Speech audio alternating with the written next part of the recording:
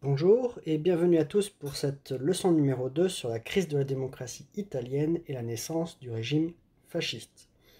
Alors d'abord, trois petites mises au point sur le sujet. D'abord sur l'utilisation du mot fasciste. On a tendance encore aujourd'hui à traiter de facho ou fasciste des mouvements ou des choses qui ne sont pas fascistes. Donc attention, le fascisme, c'est bien quelque chose de bien défini, une idéologie bien définie, et on va essayer de voir justement ce qu'elle en est. Ensuite, deuxième chose, c'est sur la question justement de la nature totalitaire du régime italien. Donc Hannah Arendt, dont je vous ai déjà parlé, conclut que jusqu'en 1938, le régime mussolinien a été essentiellement une banale dictature nationaliste, et le philosophe et sociologue libéral français Raymond Aron juge pour sa part que le régime de Mussolini ne fut jamais totalitaire. Donc ça, c'est pour les opposants à la nature totalitaire du régime. Ensuite, dans la bibliographie que vous avez là, deux personnages importants. Renzo Di Felice, qui a fait scandale avec une biographie monumentale de Benito Mussolini, qui a été publiée entre 1965 et 1997. Très long comme période pour écrire une biographie. Et dans son quatrième tome, qui s'appelle Mussolini il Duce, gli anni del consenso, et dans l'Intervista sul fascismo, donc qui date de 1974 et de 1975, ces deux ouvrages, ces deux parties de la biographie soulèvent les passions parce que Renzo Di Felice soutient la thèse que le fascisme est une expression du national-jacobinisme progressiste soutenu par les classes moyennes émergentes, donc les petits entrepreneurs, les salariés, etc. Di Felice distingue deux formes de fascisme, le fascisme mouvement et le fascisme régime, qui coexistent jusqu'à la fin, ce qui l'incite à juger aussi le fascisme sur son projet, et pas seulement sur ses actes. Renzo Di Felice, au début, il ne pensait pas que le régime était totalitaire, et au fur et à mesure de cette biographie, il va évoluer vers cette idée-là. Et notamment sous l'influence d'un de ses élèves, qui ensuite va publier un certain nombre d'ouvrages lui aussi, qui s'appelle Emilio Gentile, dont vous avez les différents ouvrages ici, et qui soutient que justement le fascisme fut le premier totalitarisme du XXe siècle. Du coup, il néglige l'URSS. Ça dépend après comment on regarde les dates. Mais voilà. Et donc, c'est dans son ouvrage, La voie italienne du totalitarisme, qu'il l'affirme, et puis il sera repris dans ses différents ouvrages. Ensuite, en France, l'un des spécialistes, c'était Pierre Milza, qui a notamment écrit Le fascisme italien, et puis différents ouvrages sur le fascisme. Et il insiste sur le fait qu'il n'existe pas un fascisme, mais des fascismes, qui dépendent donc des conditions géographiques et temporelles. Il insiste notamment sur les différentes phases du fascisme, dégageant de l'étude des différents fascismes des traits communs, que je vous présente ici. Donc vous avez un premier fascisme, qui se veut donc révolutionnaire, qui est plus proche de l'extrême gauche que de l'extrême droite. Ensuite, vous avez un deuxième fascisme, qui est allié avec la bourgeoisie pour accéder au pouvoir, et qui du coup, à ce moment-là, bascule justement de ces idées plutôt d'extrême gauche vers des idées plutôt d'extrême droite, pour séduire justement cette bourgeoisie. Ensuite, troisième fascisme, qui lui se veut donc justement un totalitarisme. Et la quatrième période, quatrième fascisme, marqué par un raidissement totalitaire, et des velléités justement de retour aux sources révolutionnaires et sociales. Et donc d'essayer de revenir au premier fascisme pour se réinventer et pouvoir à nouveau justement exister. Et bien évidemment ensuite, puisqu'on se situe chronologiquement au moment de la guerre, c'est aussi une autodestruction du coup dans la guerre. Donc voilà pour les trois mises au point d'abord qu'il faut faire pour pouvoir comprendre aussi tout ça. Alors, dans les années 20, justement, un nouveau mouvement fait son apparition en Italie. C'est le fascisme. Et durant donc cette entre-deux-guerres, le fascisme connaît une période de formation et d'institutionnalisation. Il est une forme de religion de la patrie en tant que culte collectif visant à entraîner tout le peuple italien derrière un chef en s'opposant, d'après Mussolini, à deux autres religions, le christianisme et le communisme.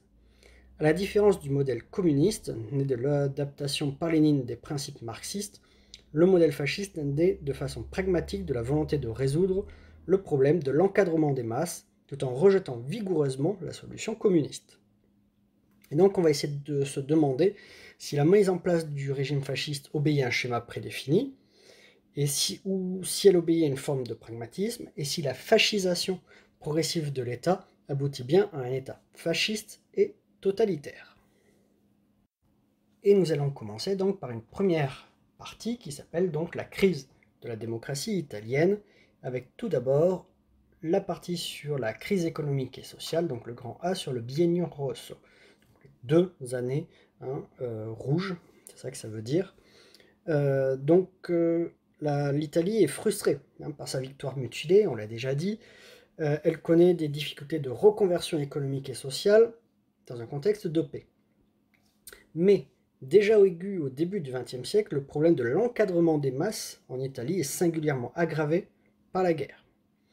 Les lourdes pertes humaines, on est à peu près à 700 000 morts pour l'Italie, et matérielles, sont un premier problème à régler pour l'Italie.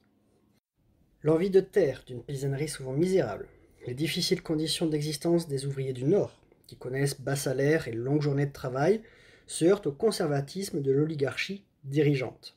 Cette contradiction est à l'origine d'une agitation sociale, d'autant plus vive que les promesses de guerre n'ont pas été tenues. Une crise sociale provoquée par la vie chère qui donne lieu à une série de grèves et de révoltes de la faim a donc lieu justement donc entre 1919 et 1920. L'industrie privée des commandes de guerre débraye et licencie. Fiat, par exemple, diminue ainsi sa production de 50% entre 1919 et 1921, pendant que les faillites se multiplient. L'État reste fidèle à une posture libérale classique et refuse d'intervenir pour aider les entreprises en difficulté. Des conseils d'ouvriers se constituent, des soviets, qui occupent parfois les entreprises et revendiquent contre le droit de propriété patronale une autogestion de l'outil de travail. Dans les campagnes, les journaliers et paysans non propriétaires occupent des terres, notamment à l'été 1919 dans la plaine du Pô et dans le Midi, le Mezzogiorno. Face à ces atteintes aux droits de propriété et dans la crainte d'une révolution bolchevique, les agrariens et les industriels se fédèrent dans deux organisations nouvelles, deux espèces de syndicats des patrons, si vous voulez, qui est la Confagricoltora et la Confindustria. Donc ces deux syndicats patronaux créés en 1921. Et ces deux syndicats créent des milices privées qu'ils vont ensuite engager justement pour dégager les paysans des terres occupées ou les ouvriers des usines. Et dans ces milices, souvent les squadristi, c'est-à-dire les corps francs, justement les anciens combattants, vont être assez nombreux. À cette crise économique et sociale se rajoute, grand B, donc une crise politique. En Italie, donc, la démocratie libérale est en crise. Le régime ne bénéficie pas du crédit d'une victoire franche. C'est ce qu'on a appelé donc cette victoire mutilée, vittoria mutilata en italien, et donc ça n'aide pas à renforcer justement le régime. Le président du Conseil, Orlando, qui a participé à la conférence de la paix de Paris, est incapable d'avoir pu défendre les positions italiennes, justement, et il est donc renversé en juin 1919. Son successeur, Francesco Nitti, élargit le droit de vote. La réforme électorale de 1919 instaure le suffrage universel masculin, mais elle réintroduit le scrutin proportionnel de liste qui comporte un risque de fractionnement de la représentation nationale italienne. Et de fait, l'Assemblée élue en novembre 1919, comme vous pouvez donc voir sur ce schéma, est partagée entre 10 partis. Les plus puissants sont le Parti socialiste, donc avec 32% des voix à peu près, et le Parti populaire italien, le PPI, qui obtient à peu près 20-21% des voix en gros. Donc c'est un mouvement chrétien-démocrate récemment constitué. Et les piliers du régime de la démocratie libérale, le parti libéral, radical, et le parti démocratique n'obtiennent respectivement que 16 et 10%. Le PSI, par une scission au congrès de Livourne en janvier 1921, donne naissance au Parti communiste italien. On est dans les fameuses acceptations des conditions de Lénine, on en a déjà parlé. Les cabinets ministériels reposent dès lors sur des coalitions fragiles entre ces différents partis, ce qui entraîne une instabilité ministérielle. Ainsi, on a 7 cabinets, 7 ministères, en 5 ans, d'octobre 1917 à octobre 1922. À ça, il faut rajouter que le personnel politique italien ne s'est pas renouvelé, ou très peu. Quelques exemples qui montrent que justement, ils ne peuvent pas répondre aux nouveaux défis. En matière économique, le consensus libéral interdit toute intervention de l'État pour aider les entreprises en difficulté de reconversion. En matière politique, l'État italien réagit peu face aux agissements ou aux exactions fascistes. Le symbole de cette inertie des personnels, donc, c'est Giovanni Giolitti, que vous avez là. Donc, il est né en 1842. Il est une première fois ministre en 1889. Il est président du Conseil en 1892. Et donc, en juin 1920, à l'âge de 78 ans, il revient diriger le gouvernement. Et ensuite, à ce haut fonctionnaire, va succéder Luigi Facta, deuxième personnage que vous avez ici, qui est né en 1861 et qui est un habitué justement des cabinets d'avant-guerre. Et ni Giolitti ni Facta n'ont combattu lors de la Première Guerre mondiale. Ils avaient dépassé l'âge. Et donc, ils ont été privés de cette expérience du front. Et donc, ils vont rester fidèles à un type de contrat social, à des idées du passé, du 19e siècle, et ne se sont pas pleinement ancrés dans ce début de 20e siècle. Et donc, ils sont restés dans des pratiques politiques anciennes, qui sont donc justement étrangères aux anciens combattants et aux nationalistes, qui finalement donc vont rejoindre du coup les rangs fascistes. Et donc ils ne comprennent pas la culture, les présupposés, les objectifs justement de ces groupes qui ont vécu pleinement la guerre. De plus, Giolitti pense pouvoir, en bonne intelligence, justement travailler avec les fascistes et avec Mussolini et pouvoir en gros l'apprivoiser. Et donc il va faciliter son accession au pouvoir. Et il ne va se détourner du nouveau régime fasciste qu'en 1928, au moment où Mussolini dissout définitivement le Parlement pour le remplacer par une chambre des corporations. Et donc à toutes ces crises, il faut ajouter qu'il y a donc un nouvel acteur qui va apparaître, qui est le parti fasciste. Donc le 23 mars 1919, Benito Mussolini réunit d'anciens arditi, justement d'anciens combattants, ces troupes de choc, ces nettoyeurs de tranchées italiens de la Grande Guerre, mais aussi des syndicalistes, souvent socialistes, puisque Mussolini est un ancien du Parti socialiste italien, dont il avait été exclu puisqu'il était interventionniste, il voulait la Première Guerre mondiale, il voulait y participer, et il est aussi rejoint par donc, ce qu'on appelle les futuristes, donc ces artistes qui pensent le mouvement, justement. Et c'est important dans l'idéologie fasciste, cette idée d'être toujours en mouvement, justement. Et donc, ces fasci italiani di combattimento, ces faisceaux italiens de combat, sont créés à Milan.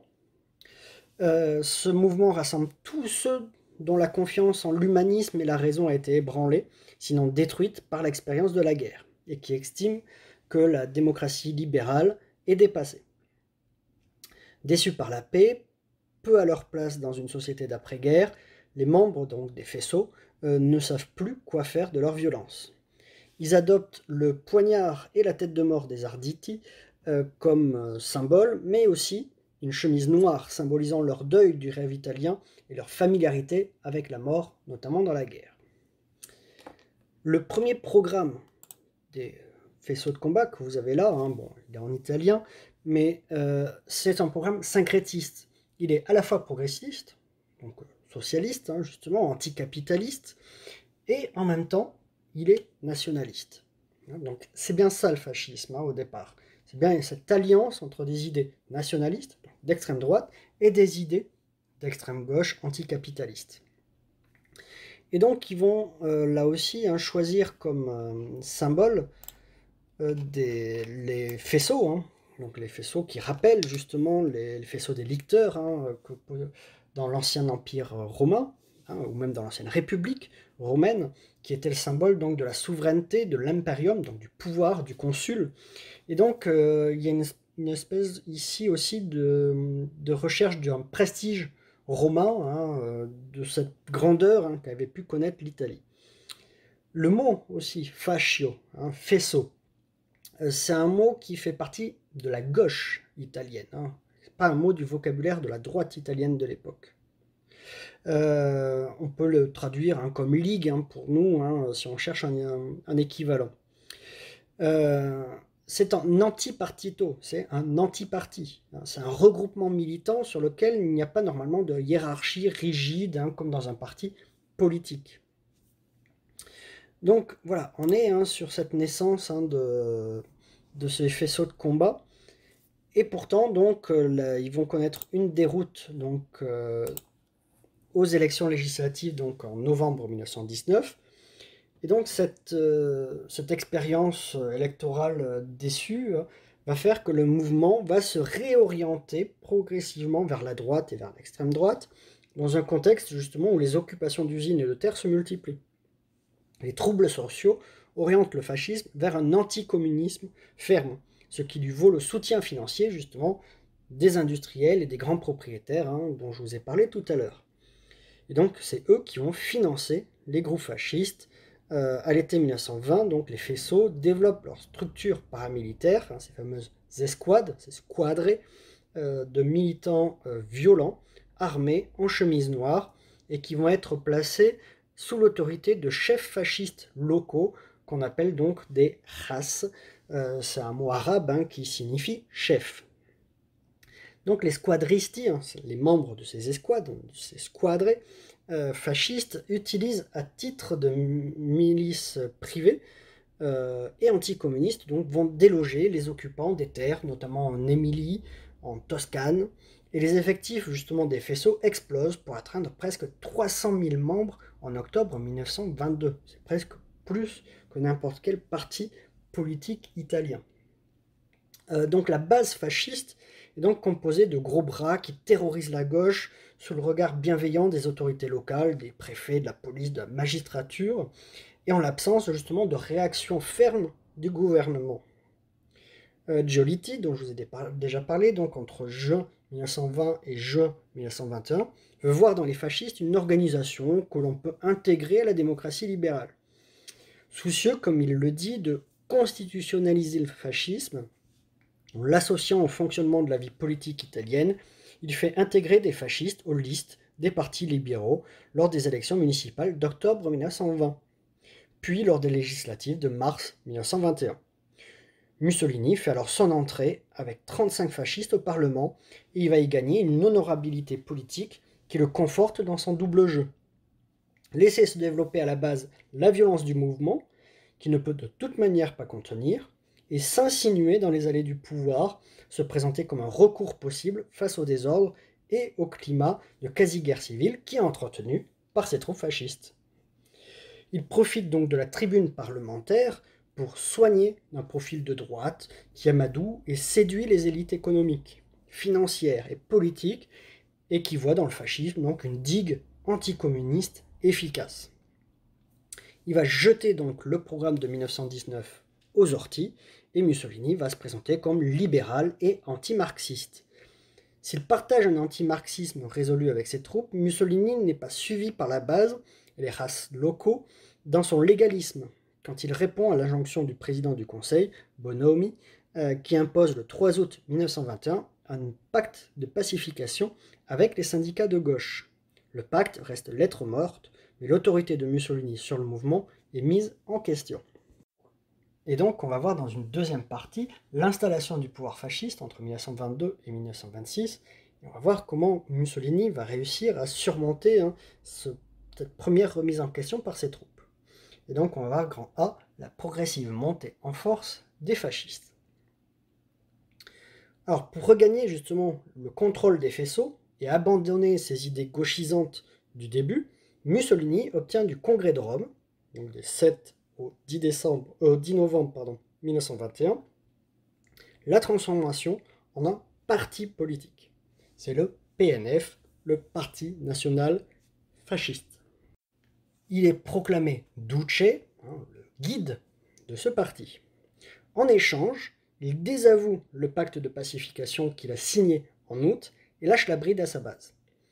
Quand le race locaux Italo Balbo occupe Ferrare et Bologne en mai 1922, le gouvernement Facta envoie un général qui négocie avec les fascistes la libération de la ville en faisant muter justement le préfet qui était hostile aux fascistes. Devant cette faiblesse de l'État, et pour protester contre les violences fascistes, les syndicats décident de compter leurs forces par une grève générale le 31 juillet 1922. Une vague de violence fasciste leur répond, les syndicats cessent la grève le 3 août. Dès lors, souhaitant toujours accéder légalement au pouvoir, Mussolini décide d'exercer une pression sur Rome en autorisant un coup de force qui satisfait ses troupes et dont il espère que la simple possibilité effraiera assez le roi pour qu'il fasse appel à lui. Minutieusement préparé, un peu comme justement la révolution d'octobre 1917 en Russie. Le coup d'État fasciste, inspiré donc de celui des bolcheviks en octobre 1917, débute donc le 27 octobre 1922. Les squadristi occupent commissariats, postes, télégraphes, centraux téléphoniques et préfectures dans tout le pays, tandis que 26 000 hommes entament leur marche sur Rome. Prudent, Mussolini a gagné Milan. Et depuis Milan, il peut fuir très facilement vers la Suisse si ça tourne au fiasco. Il faut savoir que la ville de Rome est défendue par 28 400 hommes de troupes bien armées, et Luigi Facta, le président du conseil, est décidé à défendre le gouvernement légal. Il demande alors au roi de signer un décret instaurant l'état d'urgence et qui permettrait donc la mise en œuvre de la force militaire.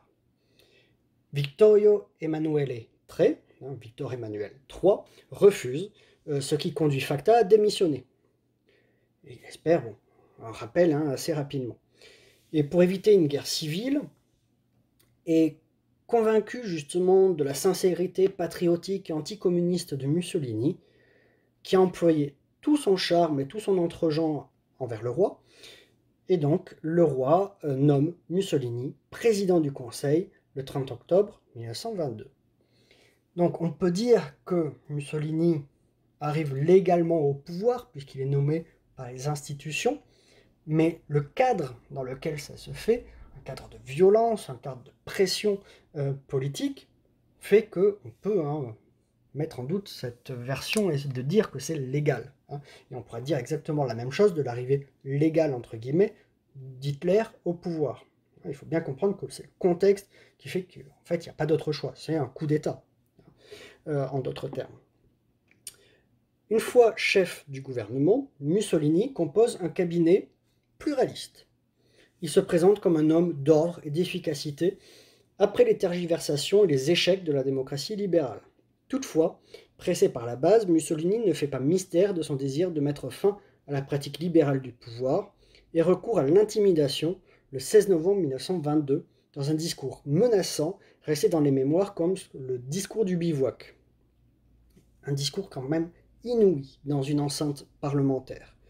Mussolini réclame que le Parlement lui vote les pleins pouvoirs et le 19 novembre 1922, par 306 voix contre 116, celles des communistes et des socialistes, le Parlement vote au cabinet donc Mussolini les pleins pouvoirs législatifs pour un an.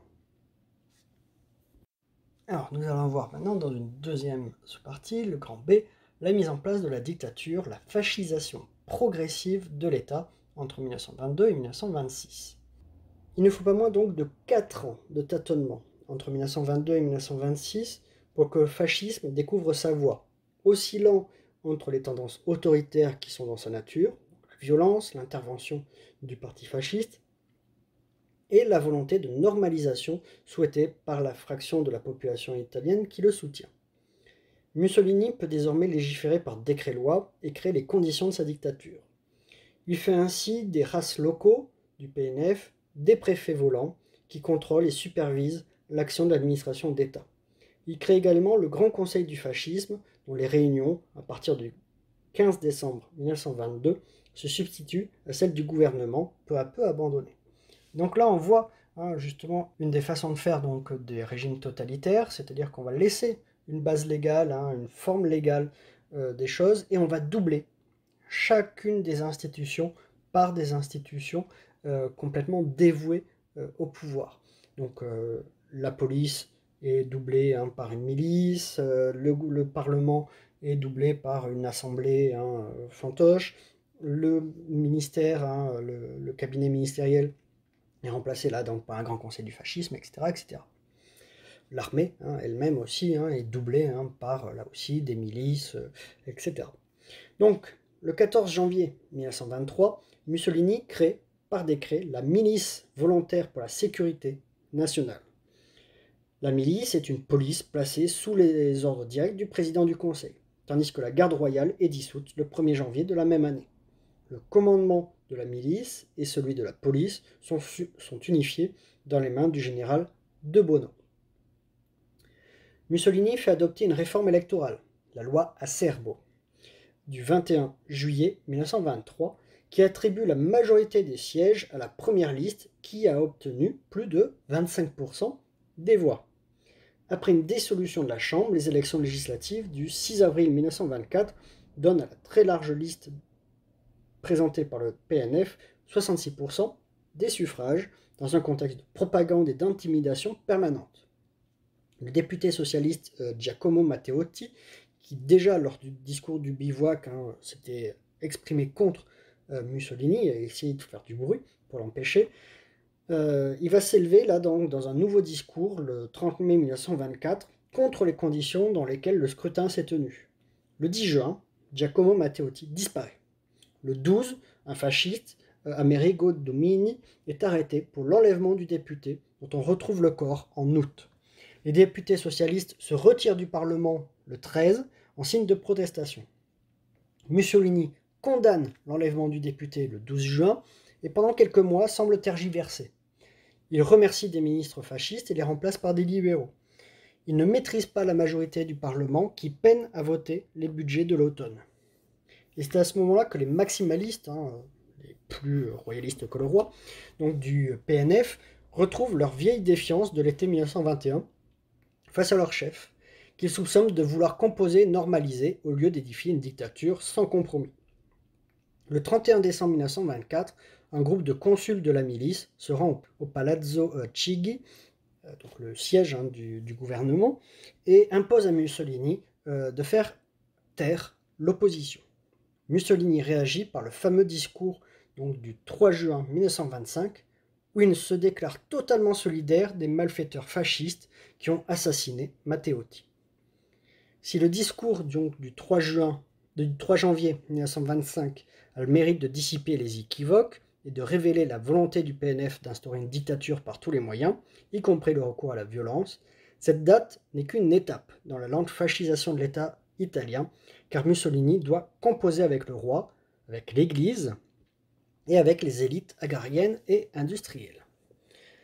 Au cours donc des années 1925-1926, les journaux d'opposition sont interdits, de même que le Parti socialiste, tandis que les députés de l'Aventin sont expulsés du Parlement, et ensuite donc par la loi du 24 décembre 1925, Mussolini reçoit l'habilitation de gouverner par décret-loi. La loi du 4 février 1926 remplace les maires élus par des podestats nommés par le roi et subordonnés au préfet. La violence et le viol des droits fondamentaux deviennent légaux avec l'adoption des lois de défense de l'État qui font suite en octobre et novembre 1926 à un attentat manqué contre Mussolini. Ces lois, qu'on appelle les lois fascistissimes, créent une police politique redoutable, l'OVRA, acronyme dont la signification n'a jamais été précisée et qui renvoie soit à l'organisation de vigilance et de répression de l'antifascisme, soit à l'œuvre volontaire de la répression antifasciste, ce qui révèle un des caractères de la novlangue fasciste, qui est de créer des contractions ou des acronymes sans donner les moyens sémantiques de les penser. La loi du 15 novembre 1926 crée le tribunal spécial pour la défense de l'État. Cette juridiction, présidée par un général d'armée, est composée de 5 juges appartenant à la milice et dotée d'un procureur issu de la justice militaire. Elle rend des sentences rétroactives et sans appel, ce qui est contraire à un état de droit, à une démocratie. Aujourd'hui, en France et dans la plupart des pays démocratiques, on ne peut pas prendre de décision, un tribunal ne peut prendre de décision rétroactive, on est obligé de pouvoir faire appel de la décision, etc., etc. Donc là, on a bien la fin de l'état de droit et la mise en place donc, de l'état fasciste. C'est donc la troisième partie, l'état fasciste 1926-1943. Alors ce qu'il faut comprendre, c'est que l'état fasciste a évolué. Donc on a bien vu une phase d'installation entre 1922 et 1926, puis une phase dite de croisière entre 1926 et 1936, et enfin une phase de totalitarisation du régime, de fuite en avant, d'alignement progressif sur l'Allemagne hitlérienne à partir de 1936. Mais il n'y a pas une doctrine qui est clairement établie, mais qui évolue au gré des événements. En 1927, le régime rassemble les commandements du Duce en un livre de la foi. Il ne s'agit pas du tout d'une doctrine intellectuelle. Mussolini n'a laissé aucun ouvrage notable, même pas l'équivalent de Mein Kampf. Le fascisme est l'intellectuel, il est la réflexion. L'homme fasciste n'est pas défini par des idées, mais par des actes. Il est d'abord donc un style, une énergie, une rapidité, un dynamisme, une efficacité. Par opposition donc justement à cette bourgeoisie ventripotente, décadente, aux élites immobilistes et pourries de la monarchie parlementaire pour les fascistes. Donc c'est ce qu'on va voir dans un grand A, donc l'établissement d'une dictature, on a un chef, un parti et plus de liberté. Comme je vous l'ai dit, Mussolini laisse subsister les anciens cadres institutionnels tout en les privant peu à peu de leur autorité. Le roi, Victor Emmanuel III, est conservé en ayant un rôle de représentation. Le Sénat est gardé en référence à la Rome antique. La Chambre des députés est conservée, mais sous la dépendance du parti fasciste, puis en 1938, elle redevient la Chambre des faisceaux et des corporations. Elle n'avait plus qu'un rôle consultatif et représentatif au sens corporatiste du mot. Les listes de candidats uniques à la députation étaient établies par le Grand Conseil sur proposition des corporations. Ensuite, donc, on est bien dans une dictature. Mussolini a tous les pouvoirs. Il est Premier ministre, chef du gouvernement, mais aussi secrétaire d'État. Au-dessus de lui, il n'y a qu'une seule autorité, celle du roi, qui, jusqu'en juillet 1943, n'essaya jamais de faire contrepoids. Le Duce nommait les ministres et lui-même collectionnait les portefeuilles, jusqu'à 7 en même temps. Il avait l'initiative exclusive des lois et le droit de légiférer par décret-loi. Il détenait l'intégralité des pouvoirs, donc exécutifs et législatifs. Au-dessous de lui, il existait un grand conseil fasciste reconnu à partir de 1928 comme partie intégrante des institutions. C'était l'organe suprême de l'État. Il réunissait les membres éminents du parti, les ministres, les hauts fonctionnaires. Mussolini devait lui soumettre les lois constitutionnelles. Le régime fasciste était également un régime très personnalisé. Mussolini a inventé, pour désigner l'homme à la tête du régime, un mot nouveau, Duce, le guide, qui allait bien plus loin que les simples mots comme prince, chef, caudillo. Le mot connote le mouvement, le dynamisme. Il y avait donc toute une propagande, un culte de la personnalité du Duce. Mussolini, c'était l'homme qui faisait arriver les trains à l'heure. C'est l'homme qui ne dormait jamais. Comme on était en Italie, on est aussi le pays de la sensualité méditerranéenne, qu'on voit justement dans le nu pictural, dans le nu sculptural.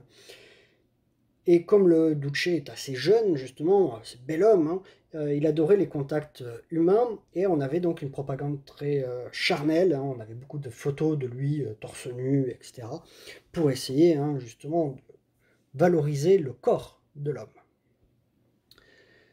Pour mener à bien ce projet, Mussolini avait emprunté donc à Lénine et aux bolcheviks leur idée la plus féconde, le parti unique. Instrument fort, efficace de contrôle et de mobilisation d'une société au service d'une idéologie. Le parti fasciste avait été repris en main et sévèrement épuré à la fin des années 1920.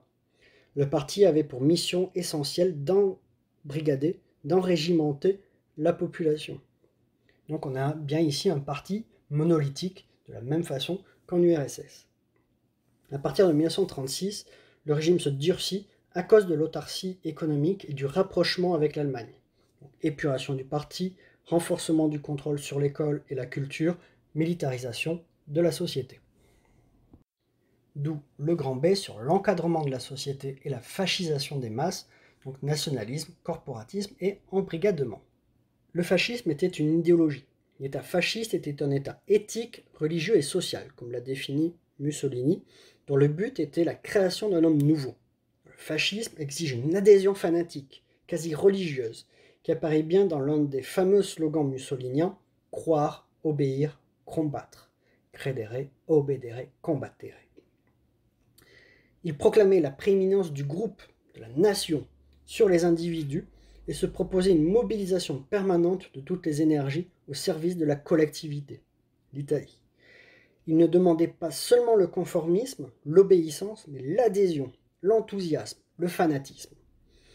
L'adhésion aux syndicats fascistes est obligatoire. Les syndicats ont des pouvoirs en matière de fixation des salaires et des conditions de travail, et aussi d'attribution d'avantages en tout genre, logement, aide sociale, produits rationnés, billets pour les spectacles, place dans des villages de vacances, etc., etc. Il s'agissait de priver les Italiens de toute autonomie dans leur existence sociale, et même de réduire leur intimité autant que possible, afin d'en faire des êtres essentiellement politisés, des soldats au service d'une idée, d'une idéologie, de simples cellules d'un nouvel organisme social. La jeunesse est la cible privilégiée de l'embrigadement, car elle représente l'avenir et car le fascisme est une idéologie jeuniste. Elle est encadrée par l'organisation de jeunesse du parti, l'Organizzazione Nazionale Balilla. Les jeunes des deux sexes, de 4 à 8 ans, faisaient partie des fils de la Louve. À 8 ans, les jeunes entraient dans les balile en uniforme, parés d'armes factices, ils participaient à des défilés et à des parades, à des entraînements militaires et à des exercices de culture physique, à des colonies de vacances, aux activités fort martiales. Les petites filles sont enrôlées dans les petites italiennes. À l'âge de 14 ans, les garçons passaient dans les rangs des avant-gardistes et les filles dans ceux des jeunes italiennes. À 18 ans, tous étaient enrôlés dans les jeunesses fascistes. Ce qui donnait lieu à une grande cérémonie imitée de l'antique, la leva fascista. L'adhésion à tous ces groupes n'a jamais été strictement obligatoire, mais elle était fortement conseillée. Le scoutisme, principale alternative, est donc interdit en 1931, et presque tous les enfants italiens font partie de ces mouvements. Cela ne plaît guère aux catholiques, mais ils toléraient la situation, d'autant plus qu'en pratique, l'endoctrinement fasciste n'était pas très efficace. Les loisirs des travailleurs adultes étaient encadrés par l'Opera Nazionale Dopo Lavoro, donc après le travail, Dopo Lavoro, qui met sur pied tout un système de voyages organisés, de manifestations culturelles. L'accès des prolétaires italiens au tourisme et à l'opéra était l'un des leitmotifs de la propagande mussolinienne. L'enseignement ne pouvait être que fasciste. Il devait relayer une propagande. Le régime fasciste est l'un des premiers, avec le régime bolchevique, à saisir l'importance des mass médias pour remodeler l'esprit d'une population. Il faut dire que c'est la première génération des médias modernes, la presse, le cinéma et la radio. Il existait un ministère de la presse et de la propagande, rebaptisé en 1937 ministère de la culture populaire, Minculpop, qui donnait des instructions aux médias. Il n'y avait plus de presse indépendante du régime. La carte du parti était obligatoire pour écrire dans la presse. Les journalistes étaient encadrés par un syndicat. La radio, monopole d'État à partir de 1927, véhicule toute une sous-culture fasciste, parfois par des moyens explicites, des émissions de propagande et de mobilisation, des retransmissions des discours du Duce, mais aussi par le biais des émissions ordinaires, de sketchs, de chansons. Mais le médium fasciste moderne par excellence est le cinéma. Aux actualités s'ajoutent toutes sortes de documentaires et de films de propagande plus ou moins ouvertes. Et contrairement à l'idée reçue, les péplums qui vont sortir justement de Cinecittà, ce fameux studio de cinéma créé à Rome, ne sont pas et ne véhiculent pas forcément cette idéologie. En 1931, le pape Pie XI condamne dans l'encyclique Non abbiamo bisogno, nous n'avons pas besoin, la religiosité fasciste, le culte d'État du régime et la prétention au monopole de l'éducation des nouvelles générations et la domination des consciences. Donc c'est une des premières limites ici aussi à la fascisation et au fait qu'on ait pensé que le régime n'était pas totalitaire, puis il existait encore des oppositions dans ce régime. Alors, on s'est souvent interrogé sur la nature totalitaire du régime, en fait parce qu'il y avait peu de terreur. Donc on va se poser la question, on va essayer de voir, est-ce que c'est un régime de terreur, justement? Le développement d'une terreur d'État en Italie fut largement soumis aux circonstances et aux rapports de force politique. Dans la décennie qui suivit l'instauration de la dictature en 1926, il s'était agi pour le pouvoir de Mussolini de durer, d'où la politique autoritaire relativement traditionnelle de préservation du consensus en écrasant l'opposition des seuls ennemis déclarés. Après la conclusion de l'affaire éthiopienne, les choses se présentent différemment. Si l'élargissement du consensus et la consolidation du pouvoir ne nécessitent plus qu'une action de routine en matière de contrôle de l'opposition, la volonté de préparer l'après-Mussolini, en écartant toute possibilité de retour aux vieilles élites, pousse à accentuer le caractère totalitaire du régime. Cette accélération, qui comme on l'a vu se traduit par une révolution culturelle visant à fasciser en profondeur la nation, débouche sur une politique raciste et antisémite lourde d'implications en matière de pratiques terroristes. De la répression ciblée des seuls ennemis déclarés, le fascisme italien passe insensiblement, à l'instar des autres totalitarismes, à la traque programmée des ennemis objectifs, à laquelle s'ajoute la violence spécifique sévissant dans l'espace colonial. On considère en général que les lois de défense de l'État, dites lois fascistissimes, de novembre 1926, fondaient les bases du futur ordre totalitaire en matière répressive. On y trouvait notamment des dispositions concernant l'épuration des fonctionnaires, suspects de convictions démocratiques, et l'exil des personnes coupables d'activités antifascistes, la suppression des organisations et des journaux subversifs, la confiscation de tous les passeports, l'autorisation de détention arbitraire et surtout la création d'une police politique en charge de mettre en œuvre cette législation, l'OVRA, dont c'est déjà parlé. Un degré supplémentaire de répression existe lorsque l'OVRA défère les prévenus devant le tribunal spécial de défense de l'État, donc une juridiction militaire d'exception qui fonctionne à partir de 1927 jusqu'en 1943 en se réunissant 720 fois. Seul compétent en matière d'antifascisme, le tribunal, dont les 5 juges appartiennent à la milice, rend des jugements rétroactifs et sans appel, conduisant à la peine de mort, dans 29 cas, à la réclusion à perpétuité, dans 7 cas, ou à une peine d'emprisonnement dans plus de 5000 cas. Beaucoup de militants antifascistes choisissent alors l'exil, notamment en France. L'établissement de la dictature entre 1924 et 1926 a montré que le régime entendait combattre sans pitié ses ennemis déclarés, principalement à gauche. La sauvagerie de l'assassinat du député socialiste Matteotti reste dans les mémoires. Le meurtre d'un militant socialiste ne constitue en effet que la dernière étape d'une visée éliminationniste préparée au cours des rituels de purification par le feu des emblèmes socialistes capturés par les chemises noires dans les bourses du travail ou les permanences locales lors des opérations punitives du début des années 1920.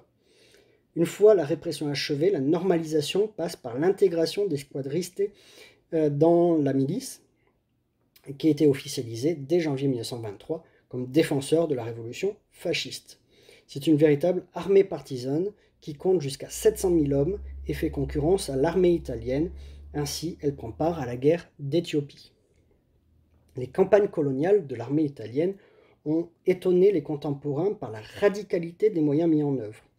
On doit en effet s'interroger sur la nature des méthodes de pacification fasciste dans les territoires de l'Empire, tant en Cyrénaïque, donc en 1930-1932, lors des opérations menées par le général Graziani, qu'en Éthiopie, après l'achèvement de la conquête en 1936. Les chiffres sont en effet éloquents. En Cyrénaïque, les déportations ont concerné environ 100 000 Libyens qui, internés dans 5 camps de concentration, périssent en masse. Environ 40 000 personnes meurent d'épuisement, de maladie ou de sous-alimentation.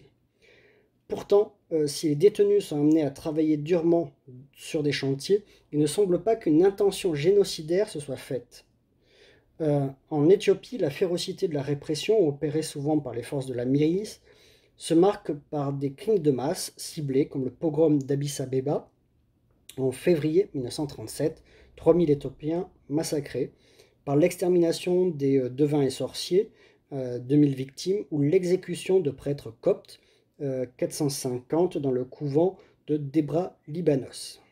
Cette violence coloniale apparaît d'abord comme un retour à la violence squadriste originelle.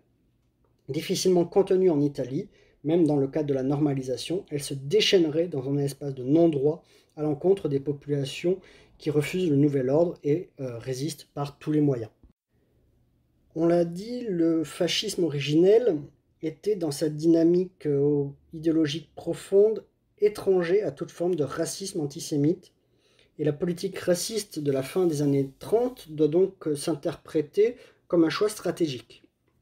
Elle montre la volonté d'entretenir un climat de tension permanente par la recherche récurrente d'un ennemi, susceptible d'offrir au régime de nouvelles batailles nécessaires aux grandes œuvres de transformation anthropologique, la création donc de cet homme nouveau.